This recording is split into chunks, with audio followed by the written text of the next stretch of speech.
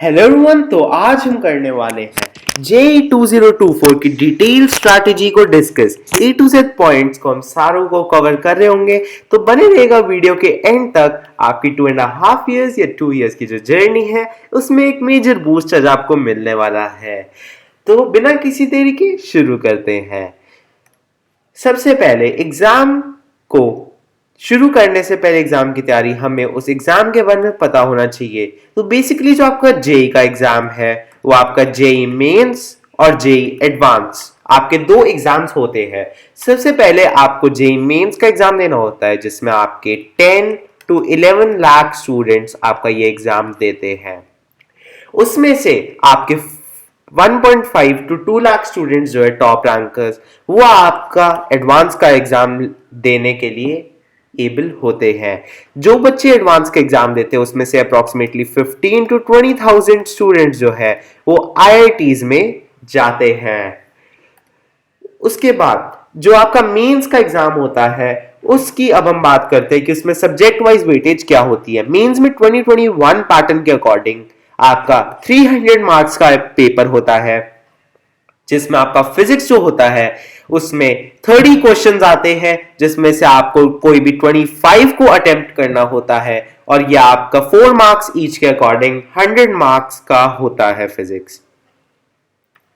Same pattern के according आपका chemistry और मैथ्स होता है। तो यानी कि 3 सब्जेक्ट्स के आपके इक्वल वेटेज होती है।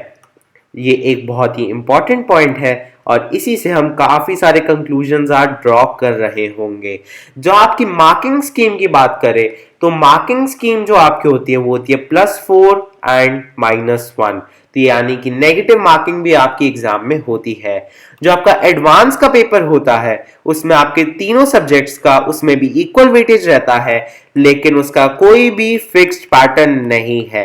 यानी कि आपको पेपर में जाने से इवन 10 मिनट्स पहले तक भी नहीं पता होगा कि आपके पेपर का पैटर्न क्या है। यानी कि उसमें single choice, multiple correct, matrix match, comprehension type कुछ भी आ सकती है, कितनी भी क्वांटिटी में आ सकते हैं, वो आपको जस्ट पेपर स्टार्ट करने के बाद ही पता चलता है। लेकिन अब तक के जितने भी एडवांस पेपर उसमें हुए हैं उसमें एक चीज फिक्स है कि तीनों सब्जेक्ट्स को इक्वल वेटेज होता है। तो यानी कि आपको तीनों सब्जेक्ट्स को ही एडवांस लेवल पे अपनी प्रिपरेशन में तैयार करना होता है। नेक्स्ट पॉइंट पे अगर हम चले तो जैसे कि अभी आप 10th क्लास में है और जेई 2024 आपका टारगेट है, तो अभी आप अगर डे में 1.5 to 3 आवर्स भी अपनी अगर प्रिपरेशन के लिए निकाल पा रहे हैं तो वो एक बहुत ही अच्छी बात है। और इतना टाइम में ही आप एक टॉप रैंकर बनने के लिए तैयार हो सकते हैं। अगर आप 1.5 आवर्स to 3 आवर्स अपनी क्लास 10 में निकाल पा रहे हैं तो मैं एज्यूम करके चल रहा हूँ कि आप 10 आवर्स के अराउंड अपनी क्लास 11th और क्लास 12th में निकाल सकते हैं। और अगर आप इतना टाइम पूरे डेडिकेशन से पढ़ेंगे तो आपको एक टॉप ऑल इंडिया 100 रैंक लाने में भी कोई नहीं रोक सकता। इसमें जो है आपको 1 आवर तीनों PCM तीनों को देना होगा अगर आप 3 आवर्स पढ़ रहे हैं, या फिर अगर आप 1 आवर 1.5 आवर पढ़ रहे हैं तो आप 30 मिनट्स ईच दे सकते हैं अभी के लिए।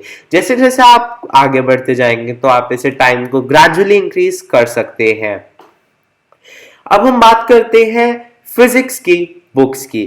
तो अगर हम फिजिक्स की बुक्स की बात करें तो फिजिक्स में आपकी NCERT, HC Verma, DC Pandey, BM Sharma, physics galaxy, Pearson में राहुल सरदाना सर की कुछ ये आपकी फेमस बुक्स है फिजिक्स में जो बच्चे यूज करते हैं। रेस्निक हॉलिडे भी है इसमें, लेकिन फॉरेन ऑथर की बुक्स आपकी जेई की प्रिपरेशन में कई बार थोड़ा सा पार्ट डाइवर्टिंग हो सकती है, तो मैं उसे जनरली थोड़ा सा कम रिकमेंड करता हूं बच्चों को एज अ टेक्स्ट बुक। आप उसे क्लास 11-12 में अपनी ओलंपियाड्स प्रिपरेशन के लिए जरूर पढ़ सकते हैं, लेकिन जेई में अगर आप क्लास 10th में तैयारी शुरू कर रहे हैं तो क्लास 10th में ही शुरुआत ही आपकी फॉरेन ऑथर्स की बुक से करना मेरे ख्याल में थोड़ा गलत रहेगा। क्योंकि अगर जैसे कि आप सोचे कि आपने एनसीईआरटी के क्वेश्चन अभी आपसे हो नहीं रहे और अगर आप जेई एडवांस लेवल के क्वेश्चन करने पे आए तो आपका कॉन्फिडेंस लूज हो जाएगा। सेम वे में ही मैं आपको कह रहा हूं। तो ये थी आपकी फिजिक्स की कुछ बुक्स।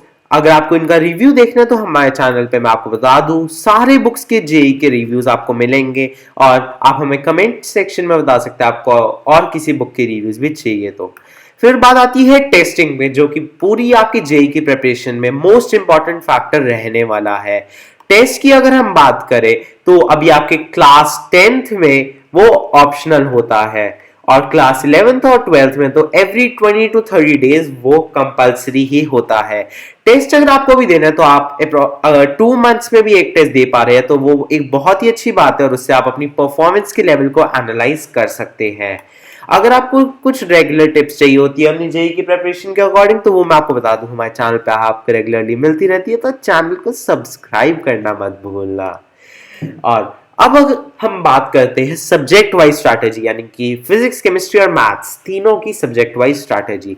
सबसे पहले अगर हम बात करें केमिस्ट्री की, तो केमिस्ट्री को आपको अर्ली मॉर्निंग प्रेफर करना चाहिए। इसका रीजन ये है कि केमिस्ट्री में जो आपकी ज्यादातर चीजें याद करने वाली होती है, और अगर आप उससे सुबह सुबह उठकर फ्रेश माइंड से पढ़ेंगे तो काफी ज्यादा चांसेस है कि वो आपको लॉन्ग रन में भी याद रहेगी। इसीलिए मैं आपको सुबह सुबह उठकर लेक्चर देखने हो आपने केमिस्ट्री के या फिर सेल्फ स्टडी करनी हो, दोनों सुबह सुबह करने को ही रिकमेंड करूंगा। उसके बाद आती है आपकी फिजिक्स। फिजिक्स की अगर हम मेजर टिप की बात करें तो आपकी जो जेई की 50 to 60% फिजिक्स है वो आपकी फील्ड के ऊपर बेस्ड है। फॉर एग्जाम्पल मैकेनिक्स, जो कि आपके जेई का अकेला ही अप्रोक्सीमेटली 40% सिलेबस लेता है, वो जो आपका पूरा फील्ड के ऊपर बेस्ड है। अगर आप फिजिक्स को फील करेंगे, for example practical real life में सिचुएशन को इमेजिन करेंगे सामने होता हुआ जो क्वेश्चन में दिया हुआ है, तो आप कुछ क्वेश्चंस को ओरली माइंड में ही सॉल्व कर देंगे। रादर देन अगर आप उनको मैथ से करेंगे तो आपको हो सकता है उसमें 1 पेज 2 पेजेस तक के आंसर भी लिखने पड़े और फिर भी आपका कुछ क्वेश्चंस का आंसर ना निकले। तो इसलिए फिजिक्स को फील करना और फिजिक्स की फिजिकल अंडरस्टैंडिंग को डेवलप करना बहुत ज्यादा जरूरी है। वो आपकी ग्रेजुअली डेवलप होती है, और इसको डेवलप करने का एक तरीका है कि मान लीजिए आपने क्वेश्चन पढ़ा, उसको 1 मिनट के लिए सोचिए, उसको एक माइंड में पिक्चर बनाइए कि ये क्वेश्चन आपसे बेसिकली कहना क्या चाह रहा है और सिचुएशन कौन सी है इस क्वेश्चन में। तो सिचुएशन को एनालाइज करेंगे आप, उससे ग्रेजुअली आपकी थिंकिंग ऐसे डेवलप होती है। लास्ट आता है आपका मैथ्स। मैथ्स में it's nothing but just practice. तो जितना आप मैथ्स में प्रैक्टिस करेंगे उतनी ज्यादा आपकी प्रिपरेशन को बूस्ट मिलता है। मैथ्स का यही सिंपल सा रूल है, आप कोई भी बुक उठा लीजिए और उसके क्वेश्चन सॉल्व करते जाइए। जैसे जैसे आप ज्यादा क्वेश्चंस करेंगे तो आपको एक पैटर्न दिखना शुरू हो जाएगा मैथ्स के क्वेश्चन में, और जिस दिन आपको दिखना शुरू हो गया सारे क्वेश्चन में पैटर्न, उस दिन आप जेई को फोड़ देंगे। तो ये थी आज की वीडियो। होपफुली आपको वीडियो पसंद आई होगी। एक चीज इंपॉर्टेंट जो मैं आपको बताना चाहूंगा वो ये है कि ये आपकी 2.5 years या 2 years की जर्नी है।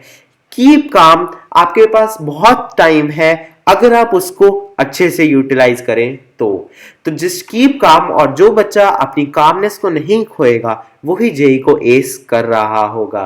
हमेशा ऐसे ही मुस्कुराते रहिएगा और सब्सक्राइब कर देना AA एडुस्टेशन यूट्यूब चैनल को, क्योंकि हम भी आपको ले जा रहे होंगे मस्ती भरी पढ़ाई वाले सफर पे और बना रहे होंगे जेई टॉप रैंकर। तो बने रहेगा चैनल पे। मिलते हैं अगली वीडियो में, तब तक के लिए बाय।